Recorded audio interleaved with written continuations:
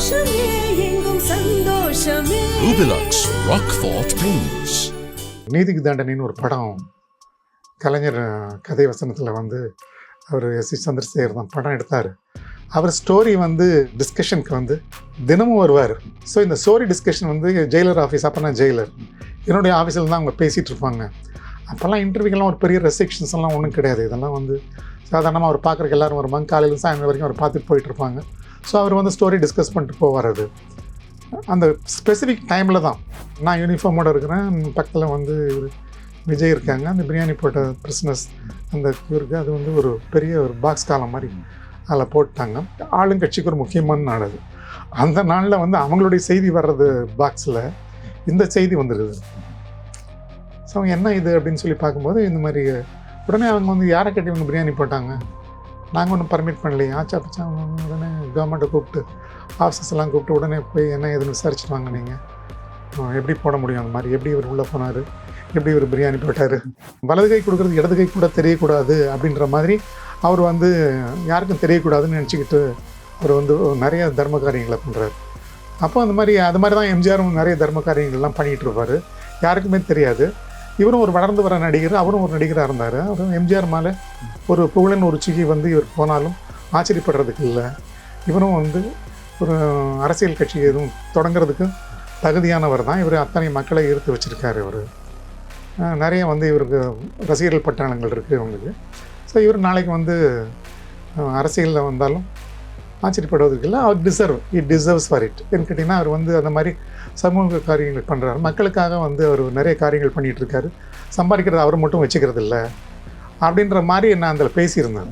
இப்போ 22 வருஷத்துக்கு முந்தி நான் வந்து இவர் ஒரு அரசியல் தலைவராகவார் அப்படின்னு நான் இன்றைக்கி சொன்னது இன்றைக்கி வந்து அது உண்மையாக இருக்குது பாருங்கள். அது ஒரு ஃபோர்காஸ்ட்னு சொல்ல முடியாது என்னால். இந்த ஃப்ளோட்டில் எங்கள் நடக்கிற நிகழ்ச்சிகள்லாம் பார்க்கும்போது அவருடைய கேரக்டர்லாம் வந்து பார்க்கும்போது அவர் அதுக்கு டிசர்விங்காக இருந்தார். அவருக்கு வர்றதுக்குரிய வாய்ப்புகள் இருக்குது அப்படின்னு சொன்னேன் நான். அதே மாதிரி வந்திருக்கார்.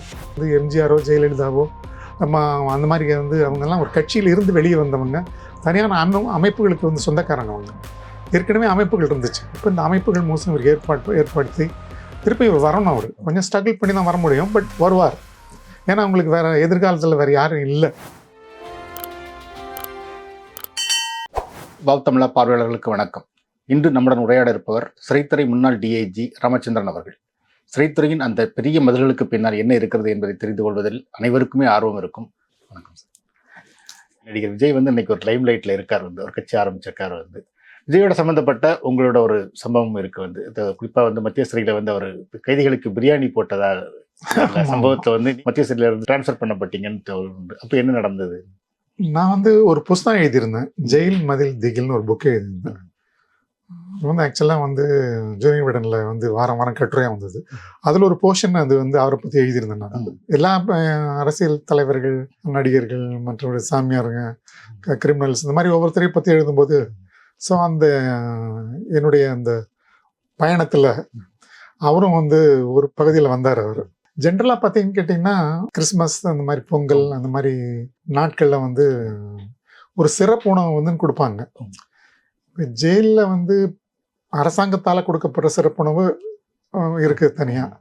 அது வந்து உங்களுக்கு வந்து சுதந்திர தினத்துக்கு, அதுக்கப்புறம் இந்த மாதிரி பொங்கலுக்கு, அந்த மாதிரி வருஷத்தில் ஒரு 2 தடவை கொடுப்பாங்க. அது அல்லாமல் உங்களுக்கு இந்த பக்ரீத், ரம்ஜான், இந்த மாதிரி கிறிஸ்மஸ், இந்த மாதிரிலாம் பண்டிகை வந்துச்சுன்னு கேட்டிங்கன்னா மற்ற மதத்தினர் இல்லைங்களா, அவங்க என்ன பண்ணுவாங்கன்னு கேட்டிங்கன்னா அவங்களும் வந்து பிரசன்ஸ் ஏதாவது செய்யணும்னு விரும்புவாங்க.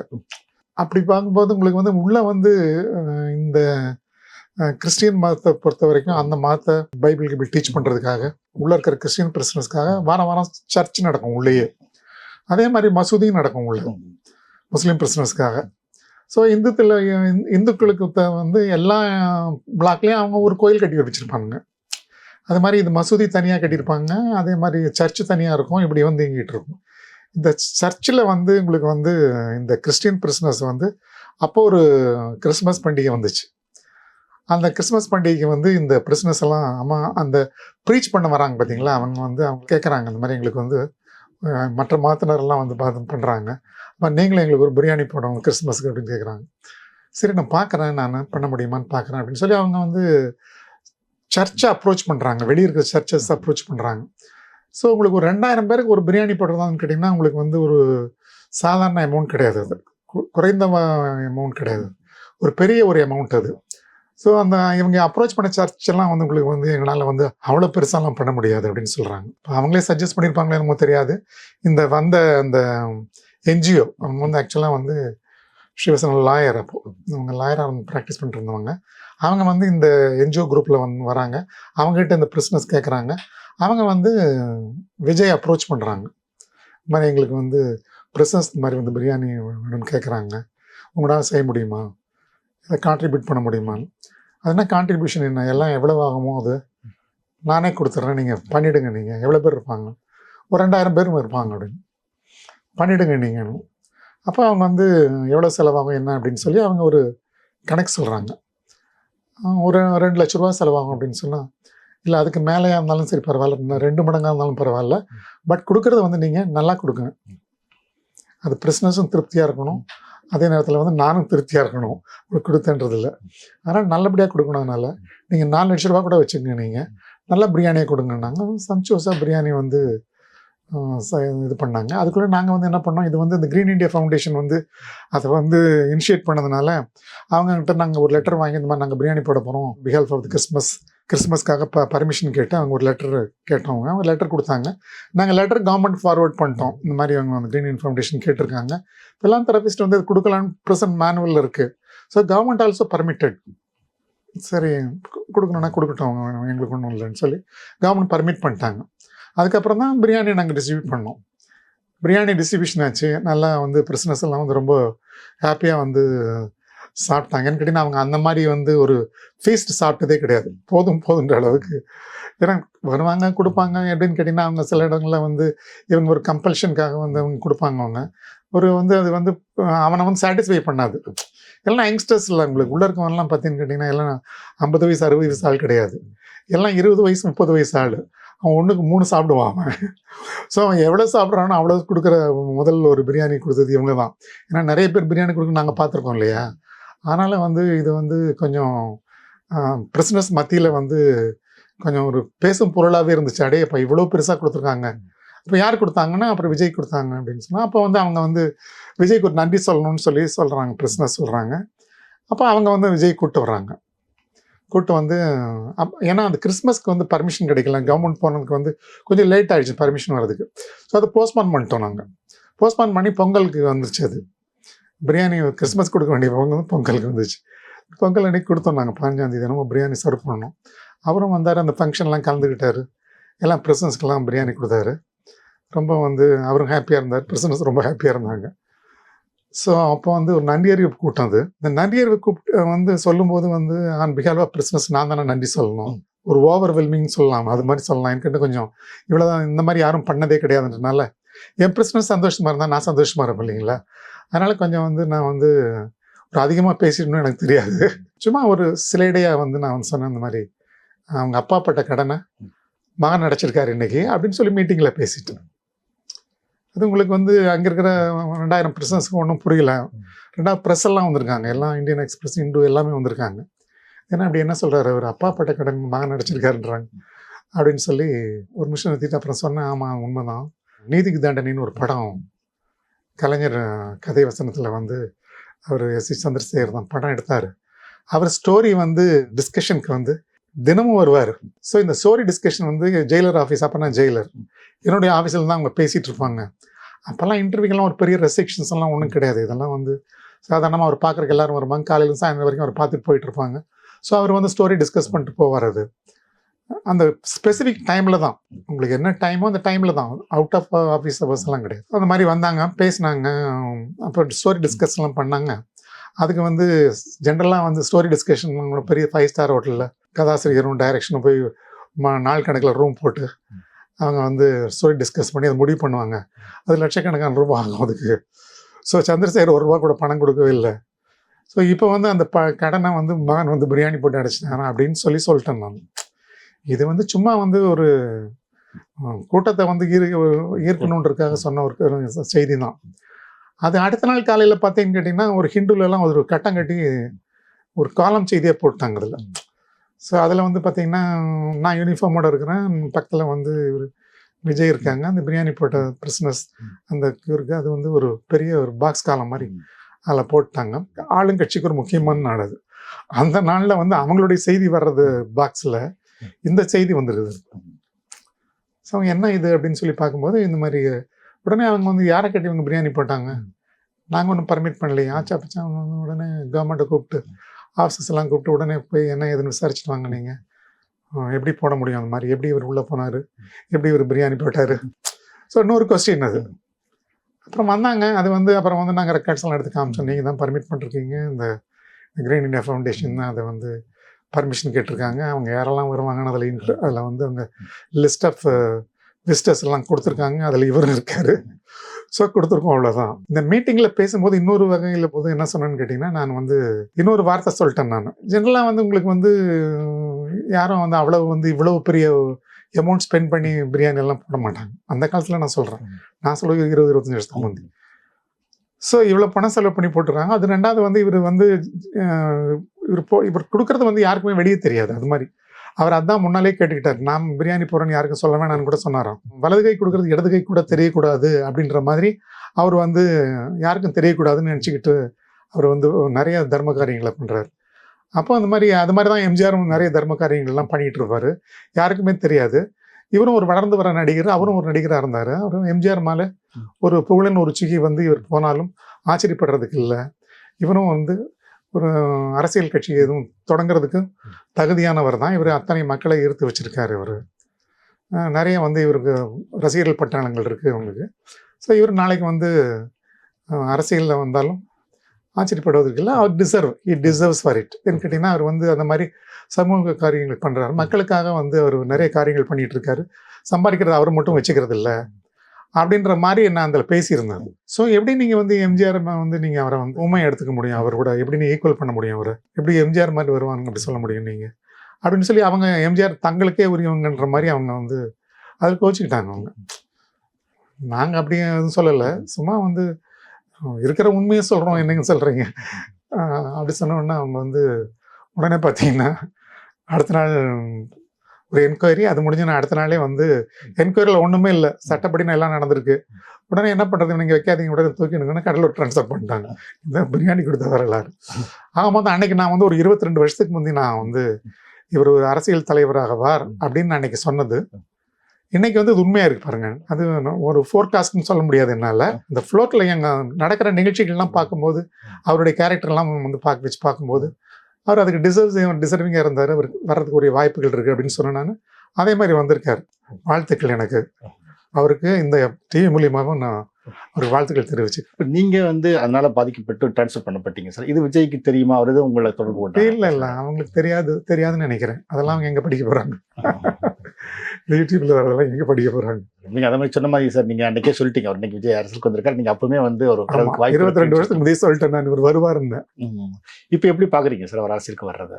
அவர் வந்து நான் அன்னைக்கே சொன்னேன் அவர் டிசர்விங் சொன்ன மாதிரி, அதுதான் இப்பவும் சொல்லலாம். அவர் உங்களுக்கு வந்து பாலிடிக்ஸில் வர்றவங்களுடைய நோக்கம் என்னவா இருக்குதுன்னு கேட்டிங்கன்னா மக்களுக்கு நன்மை செய்யணும், அவ்வளோதான். மக்கள் தான் அவங்களுடைய மக்கள் சுபிட்சமாக இருக்கணும்னு நினைக்கிறவங்க யார் வேணாலும் பாலிடிக்ஸ் வரலாம்.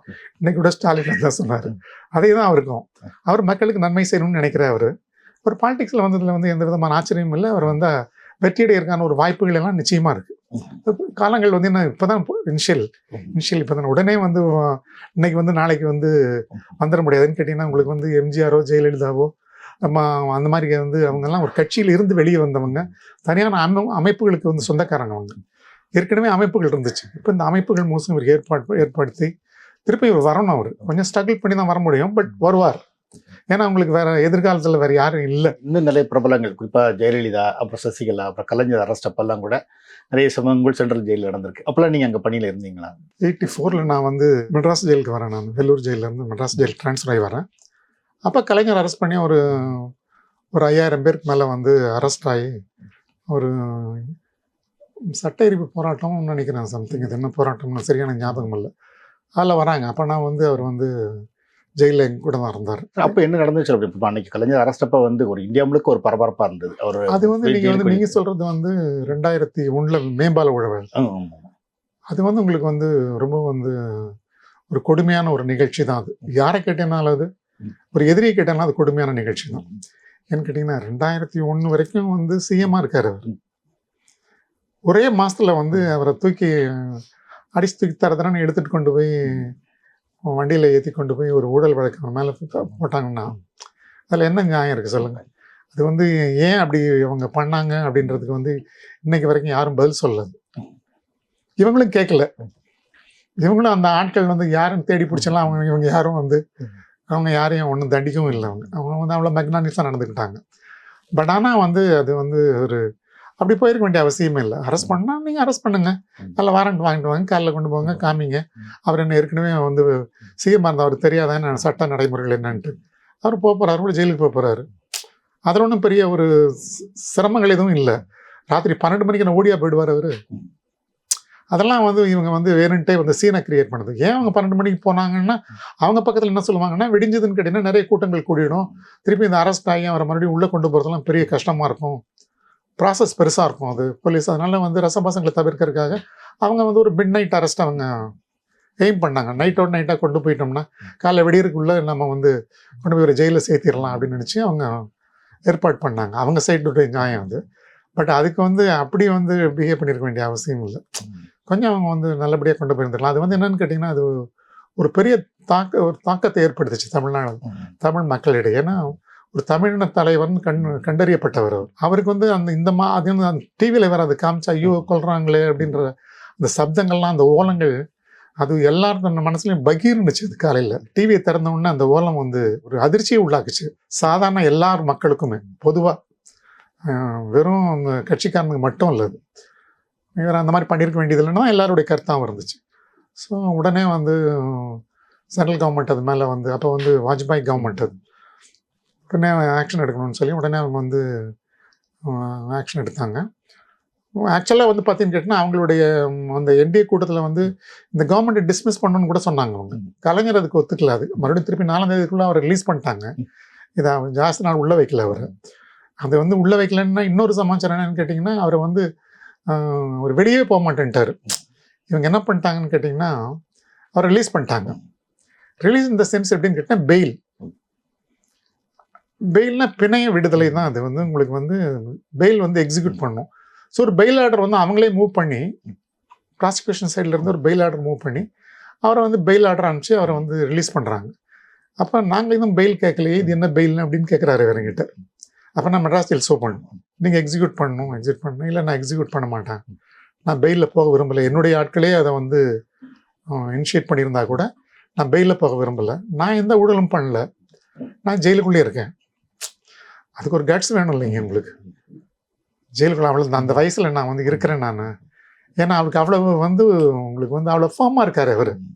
எதுவும் ஊழல் பண்ணியிருந்தாங்கன்னா அப்படி இருக்க முடியுமா? அது நான் எந்த ஊழலும் பண்ணலை, நான் ஏன் வந்து இவங்க கொடுக்குற பெயிலில் வெளியே போகணும்? குற்றமற்றவனு என்னை வந்து தீர்மானம் பண்ணி என்னை விடுதலை பண்ணால் நான் போகிறேன் வெளியே, இல்லைன்னா வெளியே போக மாட்டேன், நான் இந்த பெயில் பாண்ட் எக்ஸிக்யூட் பண்ண மாட்டேன் அப்படின்னு சொல்லி விட்டார் அவர். அப்புறம் நாங்கள் சொன்னோம் இந்த மாதிரி வந்து இல்லைங்க நீங்கள் வந்து வெளியே போகணும், அதெல்லாம் முடியாது. அவங்களுடைய சைடில் இருந்து முரசொலி மாறன் அவங்க லாயர்ஸ் கூட சொன்னாங்க இல்லை நான் வெளியே வர தயாராக இல்லை அப்படின்னு சொல்லி. அவங்க வீட்டில் ஏன்னா உங்களுக்கு உடம்பு சரியில்லை, நீங்கள் வந்து இவ்வளோ வயசாகி தனியாக இருக்க முடியாது, நீங்கள் தனி ஒருவனாக உள்ளே வந்துட்டார் அவர். இந்த ஃபஸ்ட்டு டைம் அது. ஏன்னா எப்போவுமே வரும்போது 3000 4000 5000 பேர் கூட சேர்ந்து வருவார் அவர். இந்த ட்ரிப் வரும்போது தனியாக ஒரு ஆளாக வராரு. அது மட்டும் இல்லாத பொலிட்டிக்கல் ரீசனில் வருவாங்க. இப்போ ஒரு ஊழல் வழக்கில் வந்து கைதாகி வர்றாங்க உள்ள, ஒரு கிரிமினல்ன்ற ரெக்கார்டோட உள்ளே வர்றாரு. ஸோ அதெல்லாம் வந்து அவருக்கு வந்து ஏற்றுக்கொள்ள முடியல. அவர் வந்து அவரை பொறுத்த வரைக்கும் ஒரு அப்பழுக்கற்ற ஆள் தான், யார் என்ன சொன்னாலும் சரி தான் அவரை பொறுத்த வரைக்கும். ஏன்னா சச் அ சிம்பிள் மேன். எனக்கு தெரிஞ்சவர் ஒரு சிஎம்னுடைய எந்த ஒரு பந்தாவும் அவர்கிட்ட இருக்காது. அவருடைய உணவாகட்டும், நடை உடை பாவனையாகட்டும், அவருடைய உடைகளாகட்டும், அவருடைய பேச்சாகட்டும், எதுவுமே உங்களுக்கு வந்து அந்த சிஎம்ன்ற அந்த கர்வமே இருக்காது. நான் எதுவும் பண்ணல, நான் ஏன் போய் இதை வந்து ஏற்றுக்கணும், நான் மற்ற குற்றப்பட்டவங்க எப்போ சொல்கிறாங்களோ அப்போ நான் வெளியே போகிறேன், அதுவரை நான் உள்ளே இருக்கேன் அப்படின்னு உட்காந்துட்டார் உள்ள. அப்புறம் வந்து என்ன பண்ணாங்க, வெளியே போக மாட்டாருன்னா அவங்க வந்து வெளியே போகலன்னு கேட்டால் பிரச்சனை பெருசாகிடும். ஏன்னா உங்களுக்கு 2ஆம் தேதி அங்கே மறியல், அடுத்த நாள் அதுக்கப்புறம் வந்து உங்களுக்கு வந்து அங்கே மந்திரி சபை, அங்கே வந்து அவங்க மந்திரி சபை கூடி அவங்க அது ஆலோசனைக்கு இதுக்கு என்ன பண்ணுறதுன்னு பார்க்குறாங்க. கவர்மெண்ட்டை டிஸ்மிஸ் பண்ணிடலாம் அப்படின்ற மாதிரி அவங்க ப்ரப்போசல் கொடுக்குறாங்க. இங்கேருந்து மந்திரி சபையில் அவங்களுடைய என்டிஏ பண்ணணும் அப்படின்னு சொல்லி கேட்குறாங்க. நிறைய இடங்களில் போராட்டங்கள் வெடிக்குது. ஸோ இதெல்லாத்தையும் பார்த்துட்டு கவர்மெண்ட்டே டிசைட் பண்ணி இவர் வெளியே கொண்டு போயிடணும், வெளியே அனுப்பிச்சிடணுன்றது. சரி, இப்போ எப்படி வெளியே அனுப்புறது இவர் அப்படின்னு சொன்னால், அதுக்கப்புறம் வந்து அந்த வாரண்ட்டில் மேஜிஸ்ட்ரேட் வந்து வாய்தா போடாமல் டேட் ஆஃப் அவங்களுக்கு ஒரு வாய்தா போடுவாங்க இல்லைங்களா, அது போடாமல் நோ லாங்கர் ரிக்வயர்ட் அப்படின்னு சொல்லி அதில் வந்து எழுதி கொடுத்துட்றாங்க. அதாவது இப்போ வந்து இது தேவையில்லை, இந்த வழக்கில் இப்போ நீங்கள் தேவையில்லை, எப்போ தேவையோ அங்கே கூப்பிட்டுக்கணும் அப்படின்றது சைலண்ட். அதில் இப்போ நீங்கள் தேவையில்லை அப்படின்னு சொன்னால் இப்போ அப்போ வழக்கு இல்லைன்னு தான் அர்த்தம் அது அப்படின்னு சொல்லி அவர்கிட்ட சொல்லி ஒரு வழியாக கன்வின்ஸ் பண்ணி அவரை வெளியே அனுப்பிச்சோம் நாங்கள். அப்போ உள்ளே அவர் தனியாக இருந்தாருன்னு கூட சொன்னீங்க. எப்படி இருந்தார், என்ன உள்ள நடந்ததுன்னு சொல்ல மாட்டீங்க?